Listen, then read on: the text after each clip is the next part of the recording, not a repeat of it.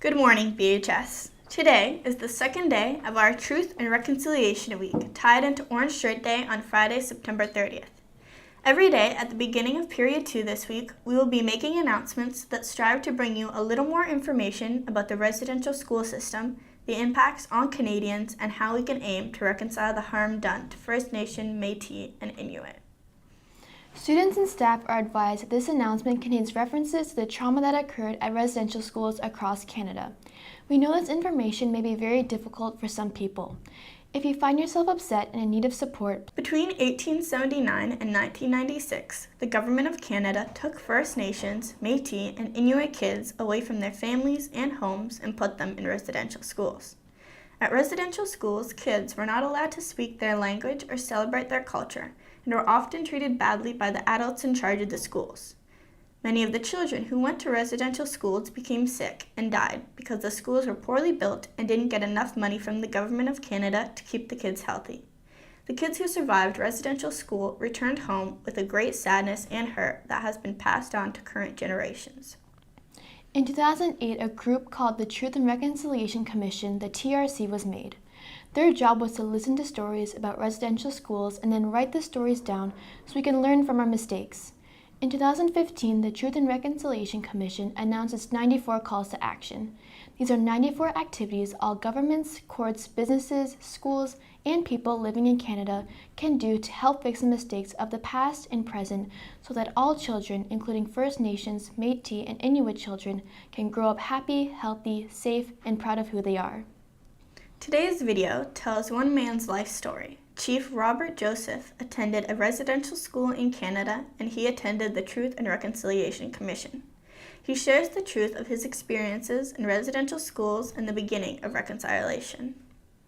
This Friday, this week, and from now on, we acknowledge the truths that have been spoken and the harms done. On Friday, please wear your orange shirt. On Friday, there will also be a sticker fundraiser collecting money to donate to causes supporting Indigenous people. The Wabanong Student Center in Portable 2 has a morning smudge at 8:15 for students. Feel free to also visit the Wabanong Student Center at lunch to share ideas or questions. Learning matters, belonging matters, relationship matters, and of course, every child matters, now and always. Please remember to wear your orange shirt this Friday to show your support. Miigwech for listening. There will now be a short video. I was 6 years old when they took me to a residential school. I remember the day walking toward that school with my mother, and it was a silent walk, and I was so afraid. 20 or 30 little kids herded into the showers, and then your body being painted in white liquid of some kind, your hair cropped and then doused in kerosene. And that was pretty traumatizing. The school held roughly 220 people, half boys, half girls, and we were segregated. If I was caught waving at my sister, there'd be a punishment for it. And so as a result of that segregation, I never really learned any social skills that young people should be learning as they grow up. From a religious and spiritual perspective, of course, the churches lobbied hard to convert Indigenous people, Aboriginal people. They said that we were heathen and pagan. They targeted language in those things we had learned through all of millennia to know where we came from, to know who we were, as something that had to be eliminated. Before that time, I lived in a place called Guayastums. They call it Guilford Island now. We harvested from the forest all of the animals that we needed to provide us sustenance. And from the ocean in front of us as well, all of the species of whales and mink and fish. And I had a connection to the environment around us. And so after having spent years in those schools, by the time we were ready to leave, most of us were pretty broken.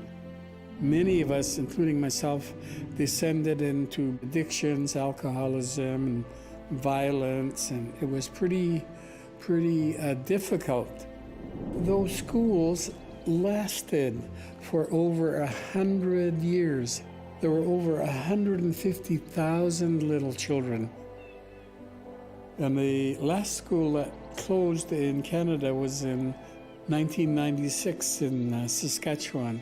There was a history on this land that had been absolutely ignored. Nobody knew about the residential school legacy. Nobody knew about the intent of the Indian Act, the chronic challenges now facing Aboriginals. And we're starting to accept the idea that we have this shared history for which we all are responsible for.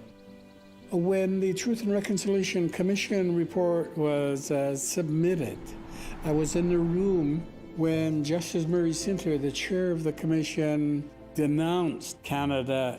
He had just recited a litany of intensive harms against Aboriginal people. And when he said, Canada, you have committed cultural genocide, there was just a silence in that room, and then all of a sudden it erupted in euphoria.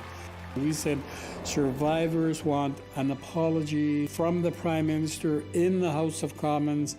And I was there and I heard the words, I'm sorry, and then I couldn't see because my eyes were just flowing with tears. I was so happy that somebody had said, I'm sorry. Canada, by the way, is the only Western country that has had a Truth and Reconciliation Commission. So we're trying to look through a new lens. We and Canadians, we as an Aboriginal, we celebrate each other, everybody cheering each other up as we move toward a more equal, prosperous future for all of us. My name is Chief Robert Joseph, and I believe that truth and reconciliation is Canada.